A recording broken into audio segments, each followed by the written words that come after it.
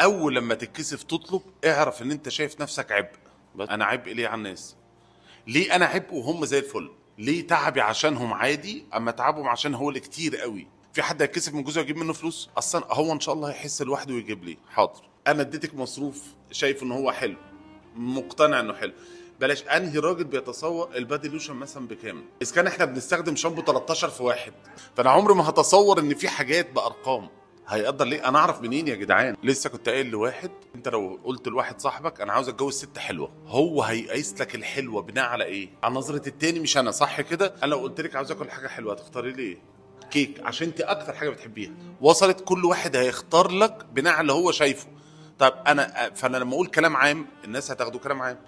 فانا كراجل مرات تقول لي انا عاوزه فلوس وانا نازله، اديها 200 جنيه، 300 جنيه، 1000 جنيه، 10000 جنيه، ممكن تكون اللي محتاجاه اكتر. هعرف منين؟ ما كل واحد فينا هيقدر بدماغه هو. انا قلت لك انا جعان، هتجيب لي كام ساندوتش؟ انا لو جعان هاكل واحد، فانا لو هجيب لك واحد. ممكن شكله جعان شويه هجيب له اتنين. طب هو بياكل سته، لا هو اتنين. انا عندي احساس. فلازم اقول انا احتياجي ايه. طيب هل الاهتمام بيطلب ولا ما بيطلبش؟ لما يكون اللي قدامي اصلا عاوز يهتم بس مش عارف يهتم ازاي.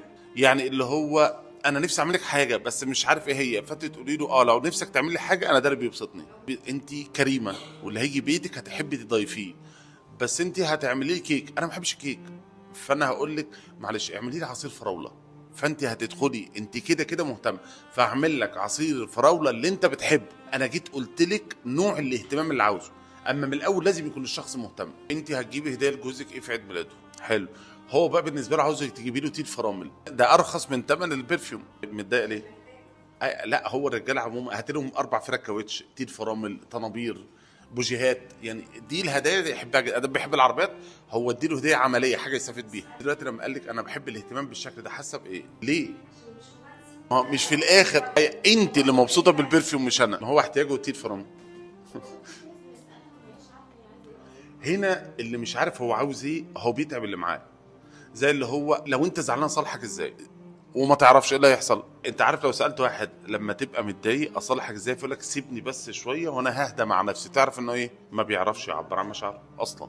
فلما ما بيعرفش يعبر عن مشاعره هيعمل معايا ايه؟ هنستنى سيادته دخل الحمام، سيادته دخل المود بتاعه ان شاء الله لما يطلع منه.